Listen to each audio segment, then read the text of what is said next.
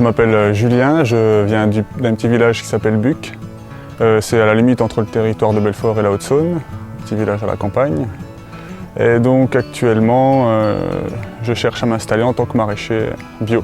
Je viens pas du tout d'une famille d'agriculteurs, je suis carrément hors cadre familial.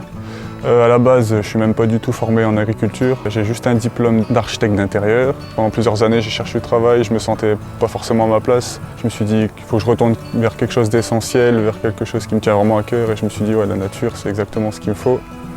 Et donc, je me suis reconverti un peu dans les plantes. Et de là, je suis parti en stage au biopotager à Rep. Donc, il y a vraiment beaucoup de choses que j'ai appris chez eux. Après, j'ai un jardin un peu expérimental derrière chez moi, où je balance tous mes essais.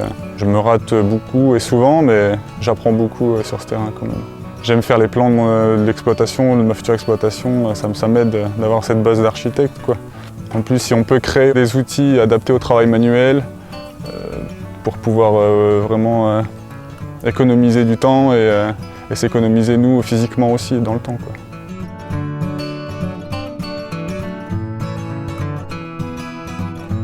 Alors ici on est sur le site de l'exploitation du lycée agricole de Val-d'Oie. Mon rôle c'est d'aider à la production légumière principalement.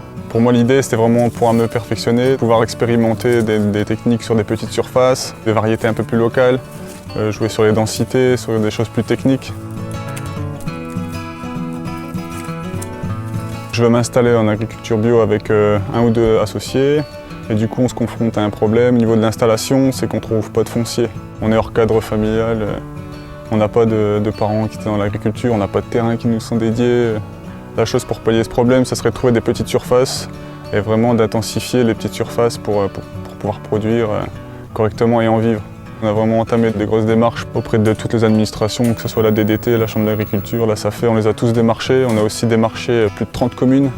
Mais c'est vraiment difficile. On est censé être prioritaire en tant que jeune agriculteur, mais les seules pistes qu'on ait eues, c'est soit par la presse, ou alors carrément porte à porte en allant chez les agriculteurs pour leur présenter notre projet. On a été plus ou moins bien reçus. Quand on veut faire du bio, c'est difficile dans un monde d'élevage laitier, ce qui est en spécialité dans la région. C'est vrai que l'agriculteur tend à aller vers la simplicité, alors que la nature, elle tend à aller vers la complexité. Donc c'est un peu un paradoxe.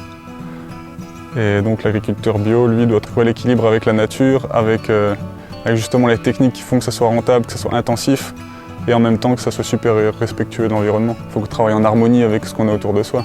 C'est ce qui est compliqué.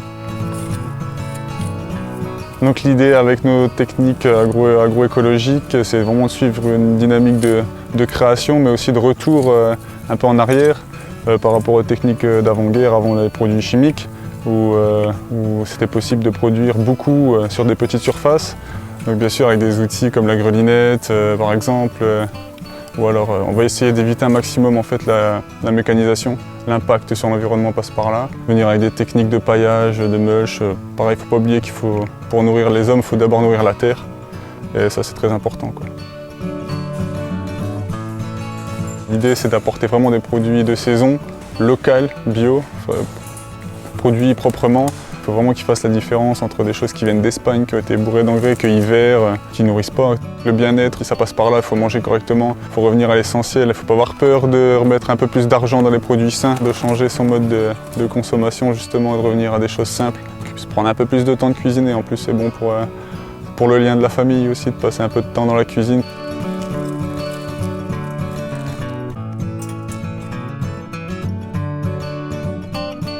La clé, c'est l'équilibre pour moi et pour ma famille et pour les gens autour, pour pouvoir partager. On a une terre, voilà, qu'on n'a qu'une planète, il faut la préserver, c'est tout. Parce que le jour où on n'aura plus de planète pour produire des légumes, on aura beau mettre de l'engrais, ça ne marchera plus, quoi. Bio et local, c'est l'idéal.